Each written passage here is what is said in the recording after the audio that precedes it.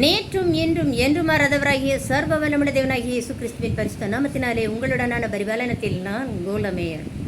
இன்றைக்குமாய் மத்தேயு 17ஆம் அதிகாரம் 24ஆம் வசனம் முதல் 27ஆம் வசனம் வரைக்கும் உங்களோட தியானிக்கலாம் என்று இருக்கிறேன். அந்த வசனத்தில் ஆண்டவர் என்ன சொல்கிறாரு? வரி செலுத்துவதை குறித்து கர்த்தர் சொல்கிறார். மத்தேயு 17ஆம் அதிகாரம் 24ஆம் வசனம் முதல் வாசிக்கிறேன். அவர்கள் கப்பர்நகூமில் வந்தபோது வரிப்பணம் வாங்குகிறவர்கள் பேதுருவினிடத்தில் வந்து, உங்கள் போதகர் வரிப்பணம் செலுத்துகிறதில்லையா என்று கேட்டார்கள். செலுத்துகிறார் என்றான். அவன் வீட்டிற்குள் வந்தபோது அவன் பேசுகிறதற்கு முன்னமே இயேசு அவனை நோக்கி, சீமோனே, உனக்கு எப்படி தோன்றுகிறது? பூமியின் ராஜாக்கள் தீர்வையையும் வரியையும் தங்கள் பிள்ளைகளிடத்திலோ அந்நியரிடத்திலோ யாரிடத்தில் வாங்குகிறார்கள் என்று கேட்டார். அதற்கு பேதுரு, அந்நியரிடத்தில் வாங்குகிறார்கள் என்றான். இயேசு அவனை நோக்கி, அப்படியானால் பிள்ளைகள் அதை செலுத்த வேண்டுவதில்லையே? ஆகிலும் நாம் அவர்களுக்கு இடரலாயிராதபடிக்கு நீ கடலுக்கு போய் தூண்டில் போட்டு முதலாவது அகப்படுகிற மீனை பிடித்து அதன் வாயை திறந்து பார். ஒரு வெள்ளிப்பணத்தை காண்பாய். அதை எடுத்து எனக்காகவும் உனக்காகவும் அவர்களிடத்தில் கொடு என்றார். ஒரு வெள்ளிப்பணத்தை வரியாக கொடுக்க சொல்கிறார். இன்றைக்கு கர்த்தருடைய ஊழியக்காரன் அப்படின்னா கர்த்தருக்கு ஊழியம் செய்கிறவன், காட் சர்வெண்ட். அவனுக்கு கர்த்தருடைய ஊழியக்காரனுக்கு கர்த்தர் கொடுக்கிற சம்பளம், ஊதியம் தான் காணிக்கை பணம். அந்த காணிக்கை பணம் என்ன மாதிரியான எப்படி வருது அப்படின்னா, நாங்கள் ஏழைகள் வாயக்கட்டி வைத்த கட்டி கொடுக்குற காணிக்கை பணத்தில் இவங்க மேக்கப் பண்ணிடுறாங்க, இவங்க காரில் போகிறாங்க, ஃப்ளைட்டில் போகிறாங்கங்கிற வைத்தறிச்சல் விசுவாசிகளுக்கு அனாவசியம். நீங்கள் கர்த்தருக்கு காணிக்க கொடுத்தீங்களா? ஒரு மனுஷனுக்கு பிச்சைக்காசு போட்ட மாதிரி பின்னாடி போய் பார்க்குறீங்களா?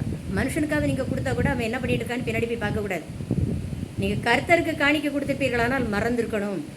ஏன்னா காணிக்கை என்பது கர்த்தர் அவருடைய ஊழியக்காரனுக்கு கொடுக்கிற ஊதியம், சேலரி.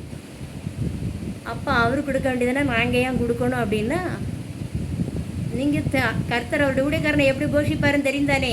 எலியாவை காகத்தை கொண்டு போஷித்த தேவன் சும்மா இல்லை, எந்தி சூப்பர் ஃபீஸ்ட் வச்சார். அதனால் நீங்கள் இல்லாட்டி யாரை கொண்டு கொடுப்பாரு? அவங்க கர்த்தருடைய ஆசீர்வாதத்தை வாங்கிட்டு போயிடுவாங்க. நீங்கள் அப்படிதான். அதனால் நாங்கள் கொடுத்த காசு அப்படின்னு முதல்ல கதறாதீங்க. கர்த்தருடைய ஊழியக்காரன் கர்த்தருக்கு கணக்கு கொடுக்கணும். செகண்ட் கவர்மெண்ட்டுக்கு கணக்கு கொடுக்கணும், மக்களுக்கு அல்ல. எந்த ஒரு ஊழியக்காரனும் விசுவாசிகளுக்கு கணக்கு கொடுக்க வேண்டிய அவசியம் கிடையாது. கர்த்தருக்கு கணக்கு கொடுக்கணும். செகண்ட், தன்னுடைய வருமானத்திலேருந்து அரசாங்கம் என்ன சட்டத்திட்டங்கள் வகுத்துக்கிறாங்களோ, எவ்வளோ வரி செலுத்த சொல்லியிருக்கிறாங்களோ அந்த வரியை கரெக்டாக செலுத்திட்டு போனால் யாருக்கும் பயப்பட வேண்டியதில்லை, கெஞ்சி நிற்க வேண்டியது அவசியமும் இல்லை. நீங்கள் என்ன பண்ணுறீங்க? வாயக்கட்டி வைத்த கட்டி கொடுத்த காசு, வாயக்கட்டி வைத்த, நீங்கள் அப்படியெல்லாம் ஒன்று கொடுக்க வேண்டாமே. ஆண்டவர் உங்ககிட்ட கேட்கல.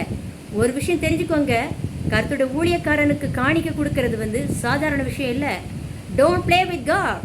ஏன்னா அவன் கர்த்தருடைய பட்டயம். நீங்கள் பட்டயத்தவே இப்படி போய் எப்படிக்க பார்க்குறீங்க, வெட்டுருவீங்க. நீங்கள் காணிக்க கொடுக்கறதா இருந்தால் நீங்கள் மனப்பூர்வமாக கொடுத்தா ஆண்டவர் இந்த பணத்தை உங்களுக்கு நூறத்தினையாக திரும்ப ஆசீர்வதித்து தரும்போது சந்தோஷங்கள், மகிழ்ச்சிகள், சமாதானம் எல்லாத்தோட சேர்ந்தே உங்களுக்கு திரும்ப ஏராளமாக வரும். நீங்கள் கொடுத்துட்டு முறுமுறுப்பீர்களையாகில் உங்கள் முறுமுறுப்பும் கர்த்தருடைய கரத்திற்கு போய் அவர் உங்களோட கண்ணீரோடு சஞ்சலத்தோடு வாதிச்சே தான் அந்த பணம் உங்களுக்கு திருப்பியும் வரும். கண்டிப்பாக கர்த்தருடைய ஊழியக்காரருக்கு காணிக்க கொடுக்க யாருமே பெட்டையாக வெறுமையாய் போனதில்லை, போக போகிறதில்லை. ஆண்டவர் அதை திரும்ப கொடுத்துருவார். ஆனால் நீங்கள் வாங்கும்போது நீங்கள் அந்த ஊழியக்காரனை எவ்வளோ நிந்திச்சு தூஷித்து பரிகசிச்சிங்களோ அத்தனை நிந்தையும் தூஷணமும் பரிகாசமும் உங்கள் வாழ்க்கையில் கண்ணீர் வேதனையுமா 100 மடங்காக சேர்ந்தே வரும். நீங்கள் கொடுத்த காணிக்கை எத்தனை மடங்கு ஆண்டவர் திரும்ப கொடுக்காரோ அதே அளவுக்கு கண்ணீர் வேதனையும் உங்களுக்கு சேர்ந்தே வரும். நீங்கள் கொடுக்காதது நோ மேட்டர். நீங்கள் எப்படி கொடுப்பீங்களோ அப்படியே பெறுவீங்க. நீங்கள் ஆண்டவர் ஊழியக்காரனுக்கு என்ன மனநிலையில் கொடுக்குறீங்களோ அதே மனநிலையிலையும் வாங்குவீங்க. அதனால் நாங்கள் கொடுத்த காசு நம்ம காசு, அங்கே ஃப்ளைட்டு நம்ம காசு, அங்கே மேக்கப்பு. அவன் சேலரியில் அவன் என்னமோ பண்ணிட்டு போகிறான். ஒருத்தன் சம்பளம் வாங்கிட்டு போகிறான், அவன் சம்பளத்தில் நீ எப்படி உன் சம்பளத்தை செலவழிக்கலாம், நீ எப்படி இது செய்யலாம், நீ எப்படி அது செய்யலான்னு ஒருத்தர் பர்சனல் லைஃப்பில் யாரும் எப்படி தரையிட முடியாதோ அப்படித்தான் கர்த்தருடைய ஊழியக்காரன் வீட்டில் உள்ளவங்க அவங்க பிள்ளைங்க என்ன மேக்கப் பண்ணுறாங்க, எவ்வளோ செலவில் பண்ணுறாங்க, அவன் ஊழியத்துக்கு தக்கது ஆண்டவர் அவ்வளோ சம்பளம் கொடுத்துருக்கிறாரு. அவன் சம்பளத்தில் அவனுடைய போர்ஷனில் அவன் சந்தோஷமாக இருக்கிறான். That's all. நீங்கள் வந்து செய்யாதீங்க, நிந்திக்காதீங்க, தூஷிக்காதீங்க, பரிகாசிக்காதீங்க எல்லாம் உங்களை கெஞ்சிட்டு இருக்க மாட்டேன். உங்களுக்கு ஆண்டவர் எந்த அளவில் வச்சுருக்கிறாரோ அவ்வளோதான். நீங்கள் உண்மையில் காணிக்க கொடுத்துட்டு தான் கத்துறீங்களோ, காணிக்க கொடுக்காம கத்துறீங்களோ அது வேறு விஷயம். அவனுக்கு நீங்கள் கொடுக்க 5 10லலாம் அந்த ஊழியக்காரன் ஃப்ளைட்லலாம் ஓட முடியாது. அதனால் கொடுத்தோம் அப்படின்னா கண்டிப்பாக சொல்கிறேன், நீங்கள் நல்லா இருக்கணும்னா கருத்துடைய ஊழியக்காரனை நிந்திக்காதீங்க, தூஷிக்காதீங்க, பரிகசிக்காதீங்க. ஏன்னா அவனே இல்லை, அவனை அனுப்பினவரை நீங்கள் பேசுகிறீங்க. மேக்கப் பண்ணுறாங்க, என்ன வேலை தெரியுமா? ஒவ்வொரு மேக்கப் திங்ஸ் பேசிக்கலாக நான் ஒன்று சொல்லுவேன். மேக்கப் அப்படின்னு எடுத்துக்கிட்டால் நீங்கள் தலைக்கு தேக்க ஆயில் கூட மேக்கப்பு தான், நீங்கள் சோப் போட்டு குளிக்கிறது கூட மேக்கப்பு தான். கொஞ்சம் நம்ம வேர்வை வாடையிலேருந்து நல்லா ஃப்ரெஷ்ஷாக இருக்கணும், மனமாக இருக்கணும், நீங்கள் எடுக்கிற எஃபெக்ட்டு கூட மேக்கப்பு தான். அப்படி பார்க்க போனால் தலைக்கு எண்ணெய் இல்லாமல், முகத்துக்கு இது போடாமல், சோப்பு போடாமல், நல்ல வஸ்திரம் தரிக்காமல் காட்டுக்குள்ளே எப்படியோ அலைஞ்சிட்டு இருக்கணும் மனுஷனா. நீங்கள் எதிர்பார்க்க மாதிரி இருந்தால் அப்படி தான் இருக்கணும். அதை நீங்கள் கர்த்தருடைய ஊழியக்காரன்ட்ட நீங்கள் எப்படி எதிர்பார்ப்பீங்க சொல்லுங்கள்? அவர் எங்கே ஒர்க் பண்ணுறாரு தெரியுமோ? அந்த பெரிய கம்பெனியில் ஒர்க் பண்ணுறாரு. அவருக்கு அவ்வளோ சேலரி. அவர் பெரிய ஆள். ஒரு சாதாரண உலக கம்பெனிலே அந்த கம்பெனியில் ஒர்க் பண்ணுறாரு, அவ்வளோ சேலரி. ஏன் அப்பா அப்படிங்கிறீங்க? கர்த்தருடைய ஊழியக்காரன், காட் சர்வெண்ட். அவன் நக்கிட்டு இருக்கிறதுக்கு அவர் விரும்பலையே, அவரே அவ்வளோ கொடுத்துருக்கிறாரு.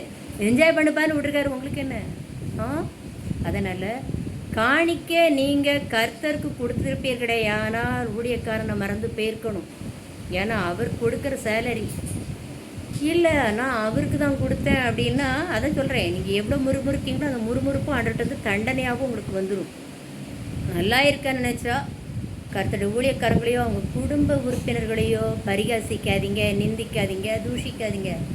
இல்லை, இயேசுவை சிலுவையில் இருந்த யூதருக்கு போட்ட சவுண்டு மாதிரி இவருடைய ரத்தப்படி எங்கள் மேலே எங்கள் பிள்ளைகள் இருந்துட்டு போகுதே அப்படின்னா, இப்போ நல்லா இருக்க கெத்தில் இருந்துட்டு போகுது, வந்தால் வந்துவிடுவோம் அப்படின்னா யூ கேன் டிசைட். உங்கள் லைஃப் நல்லா இருக்கணுமா நாசமாக போகணுமாங்கிறத நீங்கள் தான் முடிவெடுக்கணும். கர்த்தருடைய ஊழியக்காரனுக்கு சொல்லுவேன், கர்த்தரிடத்திலிருந்து பெற்றுக்கொண்டுக்கிற சம்பளம் ஊதியத்துக்கு கரெக்டாக அரசாங்கத்துக்கு வரியை கட்டுற இவங்களுக்கெல்லாம் நீ பயப்பட வேண்டியதே கிடையாது. கெஞ்சி பிரேதர் வங்கிட ஆண்டவர் நேசிக்கிறாரு, சிஸ்டர் ஆண்டவர் நேசிக்கிறாருன்னு ஆண்டவர் நேசிக்காதவங்ககிட்ட போய் நேசிக்கிறாரு சொல்லவும் செய்யாதீங்க. கர்த்தர் உங்களை அனுப்பின காரியமாகும்படி வாய்க்கும்படி கர்த்தருடைய வார்த்தையை பிரசங்கிச்சுட்டு போயிட்டே இருங்க. கர்த்தர் கூடிய செய்கிற நீங்கள் யாருக்கும் தரவணங்கவோ கெஞ்சவோ பிரதர் சிஸ்டர்னு தாங்க வேண்டிய அவசியம் கிடையாது.